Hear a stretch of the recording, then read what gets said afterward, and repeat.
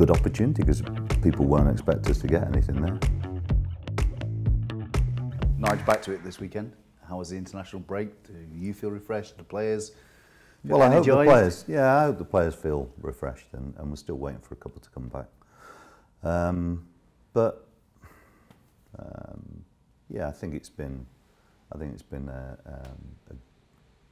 good for the players to have a couple of days away themselves, and for the staff maybe too. But yeah, looking forward to the game now at the weekend.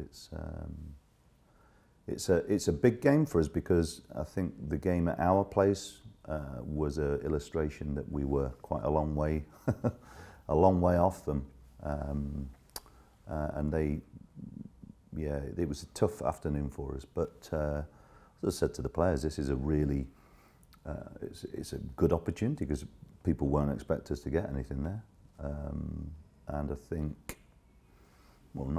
know there are one or two players who will be having a point to prove, and that's good.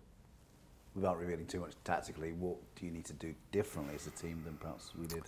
Well, I mean, they on a fitness level, they were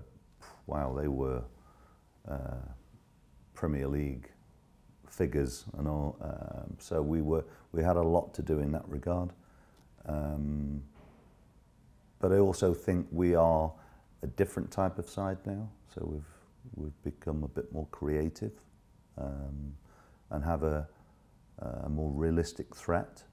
But of course, without going into it, we know as well that we've conceded far too many goals. So that's been the trade-off in terms of us becoming more efficient with the ball. So we need to be really tenacious as a side again, as a unit, to make sure that we don't make life too easy for them. But I think they will be expecting it to be a tougher game than it was at our place. One of our attacking threats, and De Weimann. He's waited 7 years on standby for Austria, and he got the call. When the player goes off on international duty, you kind of like bite your nails and touch the wood. Well, yes, in some ways. Yeah. I'm a big supporter of players representing their national sides. I don't have a problem with that. But of course, it's always, people think international weeks, you've got more time to work with it, but actually we'll get Andy back on Friday. So there's not a lot of preparation time for that. But I also know that Andy's been in good form all season. Hopefully he will have had a good experience with the national side, and that he gets back into the rich seam of form that he's continued to have this year. So he's been one of our real successes this year, we'll hopefully he comes back and he's okay, and off we go again at the weekend. We're used to players like Thomas, Callum, going out on international duty, obviously, because of injuries they didn't. We'll come on to those in a minute.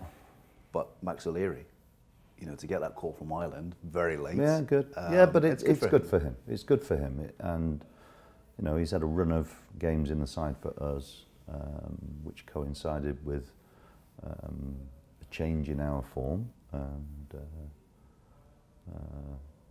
But of course, to be recognised at national level is always a really important step for a player. But yeah, the same thing for him. We just hope our players come back fit and well. That's the most important thing.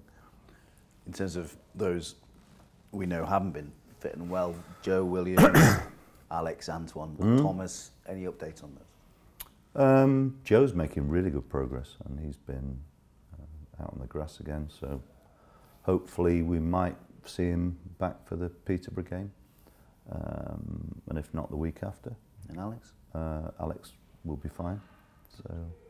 And disappointing for Antoine. I think there was a possibility, a good possibility, he would have gone to Ghana. How is he? And you're very good at putting your arm around players. Yeah. You've spoken to him? Absolutely. He's clearly very. He was looking forward to the international call-up, so that was a bit of a blow for him. But he's again he's a player who's made good progress in terms of how he's feeling now compared to when he first did it. So it's a wait and see on him, but it's the knee that he had a problem with earlier in the season. So we will, we'll reserve judgment as to how quickly he'll be back with us. Thomas is making decent progress as well. But as I pointed out before, he's got really an overuse. It's something that's he's been aware of for quite a long while. So again, we'll monitor that, and hopefully he'll be back before too long. Okay. City women. Yeah. Playing Liverpool on Sunday. Had a really good season. You've spoken before about your admiration for Lauren in terms of what she's done. And, the whole infrastructure, Grace, etc., building the team back up again.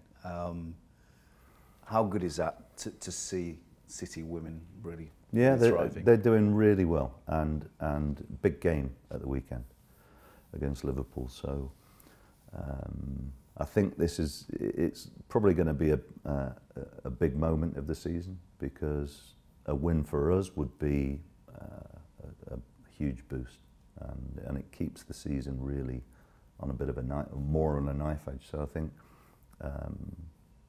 Lauren and the players will be really aware of how important a game it is. But that is, I suppose it's like any team. It's not about necessarily the occasion. I think there'll be a really good crowd. Looking at a record crowd. Yeah, at Ashton Gate. So I'm just hopeful that we can go out and perform in the way that we have all season, and that is with a real competitive edge, and even games that haven't gone our way, the girls have always been in the game. So I think it's a big game. It's a big game, and I think people who go along to the game will see the improvements and the progression that Lauren's team have made this year. Brilliant. I think there's more than 4,100. Yeah. So in terms of supporters, Nigel, it's interesting because season tickets have gone on, or will go on sale on Monday. Yeah. We've currently got more than 13,000.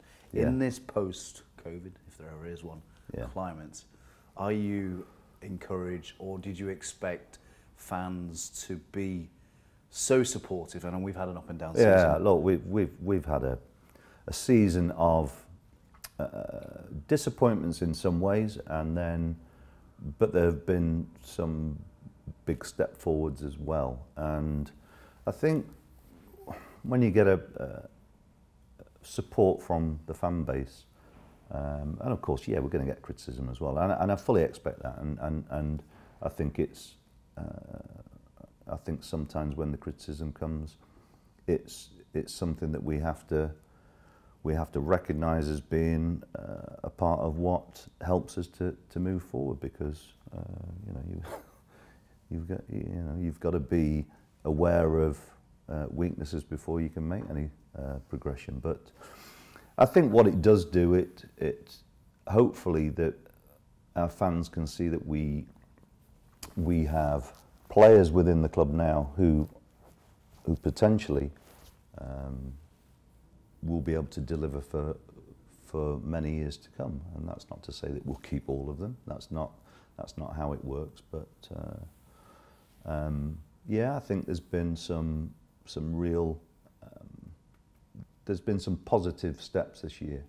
But of course, we are still in a position in the league which we know that we want to, not just want to, we need to improve on. So